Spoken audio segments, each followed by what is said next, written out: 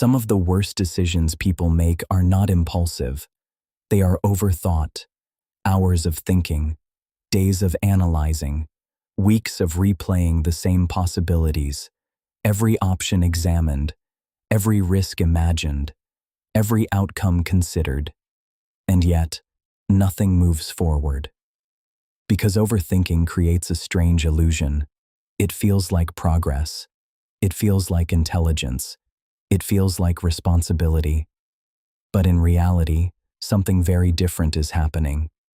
Action is being replaced by analysis. Movement is being replaced by hesitation. And the longer the mind stays trapped in that loop, the harder it becomes to take even the smallest step. Overthinking does not just slow decisions. It slowly erodes confidence. Because every new thought introduces a new doubt. Every new scenario introduces a new fear. Until eventually, the simplest choice begins to feel overwhelming. Not because the decision is impossible, because the mind has turned it into a maze. And many lives become stuck in that maze. Not because people lack ability, not because they lack opportunity, but because they never escape their own thinking. Overthinking usually begins with a very simple intention: to make the right decision. People believe that if they analyze something long enough, they will eventually eliminate all risk. They will find the perfect timing, the perfect strategy, the perfect moment to act. So the mind starts collecting information, more scenarios, more possible outcomes, more variables to consider. And at first, this process looks productive. It looks careful, responsible, even intelligent. But something subtle begins happening inside the brain. Instead of moving toward a decision, the mind keeps generating new possibilities, each one slightly different, each one introducing a new uncertainty, a new reason to wait, a new reason to think just a little longer. And because the human brain evolved to detect danger, it naturally gives more attention to negative possibilities. The mind starts focusing on what could go wrong: mistakes, embarrassment, failure, loss. So the longer someone stays inside that thinking loop, the more risks the mind begins to imagine. Not because the situation became more dangerous, because the brain keeps searching for new threats. And eventually, the decision stops feeling like a choice.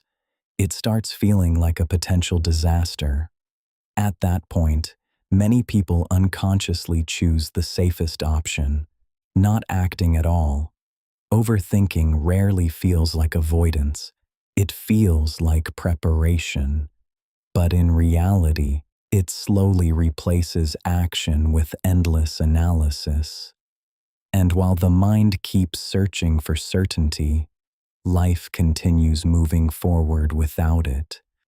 Consider someone who has been thinking about changing their career, not because they hate their current job, but because they feel capable of something more. Maybe starting a business, maybe learning a new skill, maybe moving into a different field. At first, the idea feels exciting. They imagine what life could look like if things worked out. More freedom, more meaning, more control over their future. So they begin researching, reading articles, watching videos, listening to advice, trying to understand every possible risk. And the more information they collect, the more complicated the decision becomes. Some sources say the opportunity is huge. Others warn that most people fail. Some people say it is the perfect time. Others say the market is too crowded. Each new perspective introduces a new possibility, and each possibility introduces a new doubt. So instead of acting, they continue preparing, waiting until they feel completely ready, waiting until the timing feels perfect, waiting until the risk feels smaller. Months pass. sometimes years. The idea never fully disappears, but it slowly moves into the background of their life. Not because the opportunity vanished, because overthinking quietly transformed a possible step forward into a decision that never feels safe enough to make.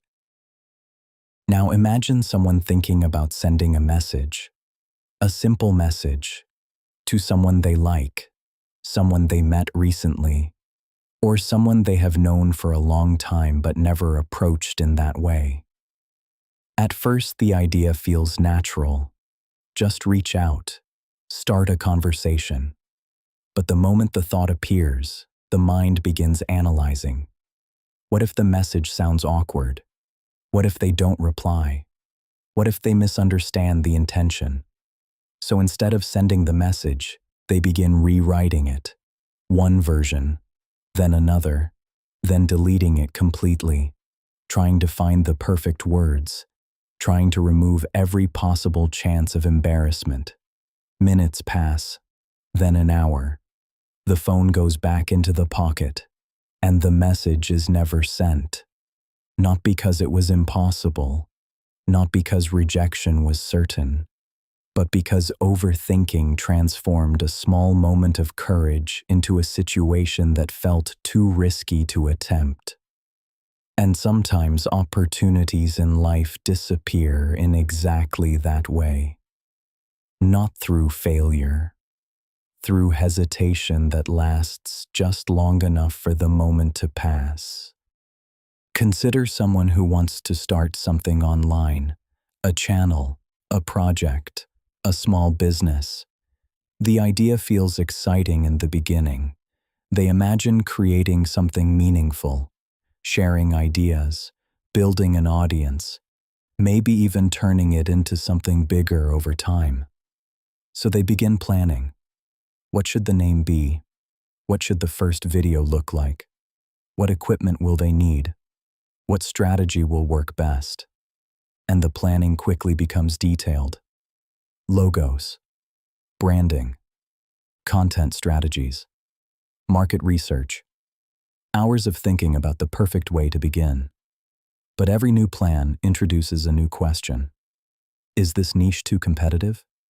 Is the timing wrong? What if the quality isn't good enough yet? Maybe it would be smarter to wait. Maybe learn a little more first. Maybe start when everything is better prepared. Weeks pass, sometimes months. The idea remains. The motivation remains. But the first step never happens. Meanwhile, someone else with less planning starts imperfectly. Uploads the first video, makes mistakes, improves along the way, and slowly moves forward. The difference was never intelligence. The difference was the moment when thinking stopped and action finally began. Overthinking convinces people that more thinking will eventually create clarity. But clarity rarely comes from thinking alone. It comes from movement, from trying, from discovering what works only after something has already begun. Every meaningful path in life starts before everything is understood, before every risk is calculated, before every possible outcome is known. Because waiting for complete certainty usually means waiting forever. The mind will always find another variable, another possibility, another reason to pause. And the longer someone stays inside that loop, the more difficult the first step begins to feel. But action changes something important. The moment you move, thinking becomes simpler. Reality replaces imagination. Questions that once seemed overwhelming suddenly become manageable. Not because they disappeared, because they are now connected to real experience instead of endless speculation. Overthinking traps people in the illusion of progress. But progress only begins when thinking stops being the final step and becomes the starting point for action. Because in the end, most lives are not limited by a lack of ideas. They are limited by the moment when thinking should have ended and action never began.